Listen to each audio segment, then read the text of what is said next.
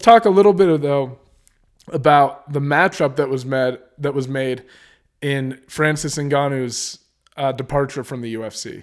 And like I said, Jon Jones versus Cyril Gane, March 4th in Vegas, UFC 285 for the heavyweight title.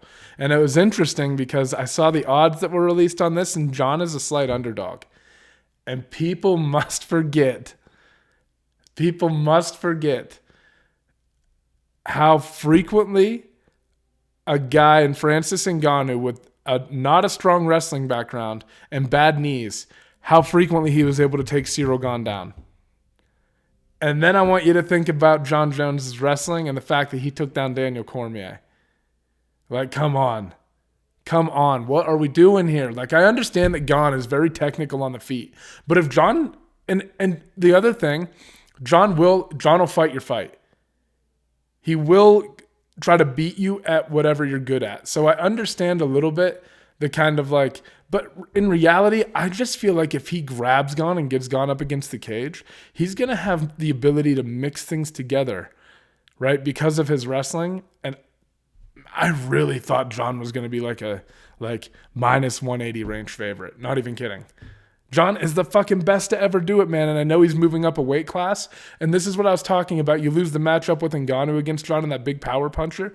It feels like guys like Cyril Gane and Stipe Miocic are better matchups for Jon Jones than Francis Ngannou is. Because in order for Jon to take down Francis, he's going to have to close the distance at some point. And doing that against Francis is incredibly dangerous, right? Incredibly dangerous. Not that he can't sit there and strike with Ngannou. I'm not saying that technically that Jon isn't capable of doing that, but you're just always running the option of getting hit. Somebody like Gane, though, who isn't necessarily known for his like one-punch knockout power, man, I think Jon has a real advantage, and I think he's going to be able to push things up against the cage and work his wrestling. Jon is fucking strong, right? And if DC is able to find some success in some of those scenarios, I mean, granted, he knocked Stipe out, right? But I just think that Jon is long. He's technical. He generates a lot of leverage with his body when he's wrestling, right? And I think that he's going to be able to go out there and do what he wants to Cyril Gane, if I'm being honest with you. I'm not saying Cyril can't win and dot him up and keep his back off the cage. I'm not saying that at all.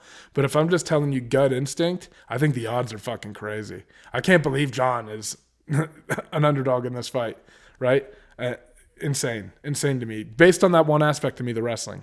You just saw poor takedown defense from Cyril Gane against an injured Francis Ngannou. And then you know that Jon Jones is one of the, I mean, he's might not be as credentialed as some of these guys like a Henry Cejudo, but goddamn, he's one of the best mixed martial arts wrestlers in history. I don't know, man. That one's crazy to me.